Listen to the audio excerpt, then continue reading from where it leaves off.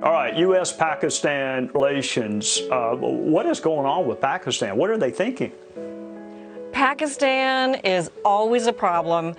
They got caught trying to be neutral on Ukraine and cozy up to Russia so they can get trade and energy deals. But then remember, there's a new prime minister, right? So the question now is Pakistan's got to make some choices. And the head of Pakistan's army came out and said, go Ukraine. Now, Pakistan's a democracy, but the army keeps a really tight control of politics. So let's see. This is not a good time for Pakistan to try to be neutral. But Trey, you know, the big problem there is also China's inroads into Pakistan. Yeah, I was going to ask you about that. I mean, our two most prevalent adversaries, Russia and China, and Pakistan, with a big army and nuclear weapons and a somewhat rocky past on the U.S. What is going on with China and Pakistan?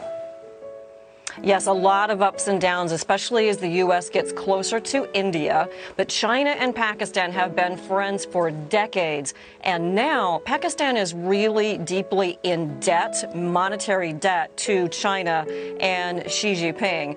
And remember, Pakistan is also the one who helped North Korea build up their uranium processing back in the 1990s. So Pakistan is always a bit of a wild card. But hey, back over to President Biden, though, to try to formulate a policy for Pakistan and see how it goes. There's a better chance, I think, with this new prime minister. But again, Pakistan's got some big choices to make. Do they want to be with the good guys, or are they going to be off on their own, Russia, China, and being neutral on Ukraine? Look, I don't want to be partisan. I don't mean this to come across as partisan, but Joe Biden, we were told, was the most experienced person to ever run for the presidency. And yet the world seems to be on fire. So let's elevate you to the president. You're the president. What would you say to Pakistan? They've got nuclear weapons. They got a big army, and we're not real happy with them. What is our message to Pakistan?